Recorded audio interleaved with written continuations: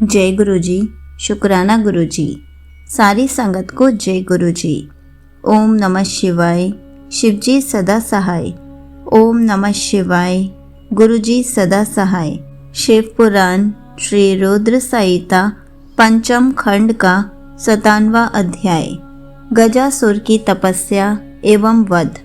सनत कुमार जी बोले, हे व्यास जी, अब मैं आपको भगवान शशि मौली द्वारा दानवराज गजासुर के संहार की कथा सुनाता हूँ।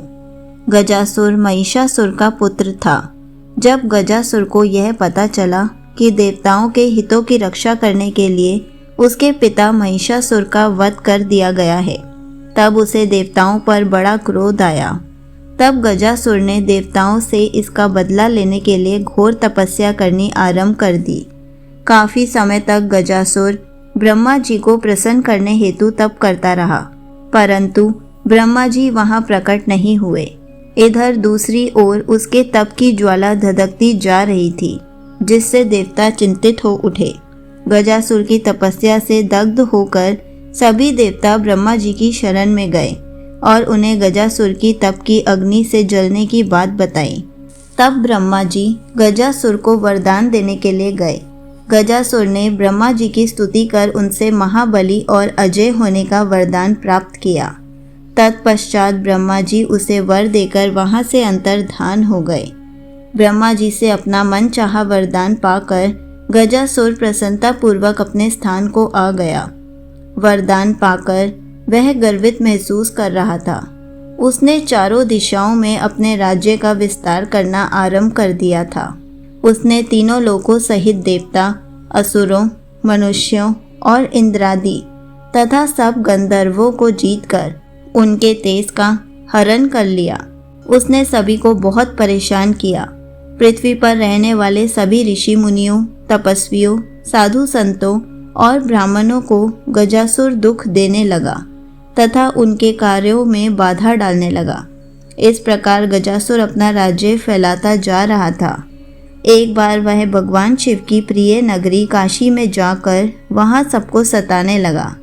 तब सभी देवता मिलकर भगवान शिव के पास गए और उनसे हाथ जोड़कर प्रार्थना करने लगे, हे भक्त वत्सल, हे कृपा निधान, उस गजासुर नामक दैत्य से हमारी रक्षा करें। देवताओं की प्रार्थना मानकर भगवान शिव सबकी रक्षार्थ अपना त्रिशूल लेकर गजासुर का वध करने के लिए पहुंचे। तब भगवान शिव और दैत्यराज गजासुर में बड़ा भयानक युद्ध हुआ। वह तलवार लेकर शिवजी पर झपटा। शिवजी त्रिशूल द्वारा उस पर प्रहार करने लगे। अंत में देवाधिदेव भगवान शिव ने त्रिशूल का वार किया और उसे त्रिशूल के सहारे ऊपर उठा लिया। इस प्रकार जब त्रिशूल ने उसके शरीर को भेद दिया, तब अपना अंतिम समय निकट जानकर दैत्यराज गजासुर भगवान शिव की आराधना करने लगा और शिवजी को प्रसन्न करने हेतु उनकी स्तुति करने लगा। गजासुर बोला, हे महादेव, हे कल्याणकारी, हे भक्त वत्सल, आप तो सबके ईश्वर हैं, देवों के देव, महादेव हैं।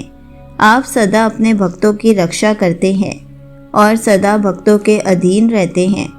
आप सबका कल्याण करने वाले तथा सबके कष्टों का निवारण करने वाले हैं।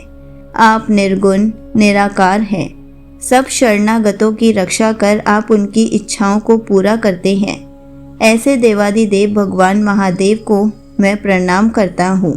प्रभु, मुझ पर प्रसन्न होइए और मेरे कष्टों का निवारण कीजिए। दैत्यराज गजासुर की भक्ति भावना से की हुई उत्तम प्रार्थना को सुनकर भगवान शिव को बहुत प्रसन्नता हुई। वे बोले, दैत्येंद्र, मैं तुम पर प्रसन्न हूँ। जो चाहो मांग सकते हो। तुम्हारी मनोकामना मैं अवश्य ही पूरी करूंगा। भगवान शिव के वचनों को सुनकर गजासुर प्रसन्नता पूर्वक बोला, हे देवादिदेव भक्त वत्सल भगवान शिव, यदि आप सच में मेरी आराधना से प्रसन्न हुए हैं तो मेरी विनती स्वीकार करें। प्रभु, आपने अपने पवित्र त्रिशूल से मेरे शरीर को स्पर्श किया है, इसलिए मैं यह चाहता हूँ कि मेरे शरीर का चर्म आप धारण करें। भगवान, आप सदा मेरी खाल का ही ओढ़ना धारण करें और आज से आप कृति वासना नाम से विख्यात हो। भगवान शिव ने प्रसन्नतापूर्वक दैत्यराज गजासुर को उसका इच्छित वरदान प्रदान किया और बोले, हे गजासुर, तुम्हारे शरीर को आज मेरी प्रिय काशी नगरी से मुक्ति मिलेगी। तुम्हारा शरीर यहाँ मेरे ज्योतिर्लिंग के रूप में स्थापित होगा और कृतावासेश्वर नाम से जग प्रसिद्ध होगा।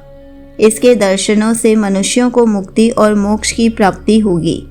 यह कहकर भगवान शिव ने गजासुर के शरीर की चर्म को ओढ़ लिया और कृत्तिवासेश्वर ज्योतिर्लिंग की स्थापना की, जिसके फलस्वरूप वहाँ काशी में बहुत बड़ा उत्सव हुआ।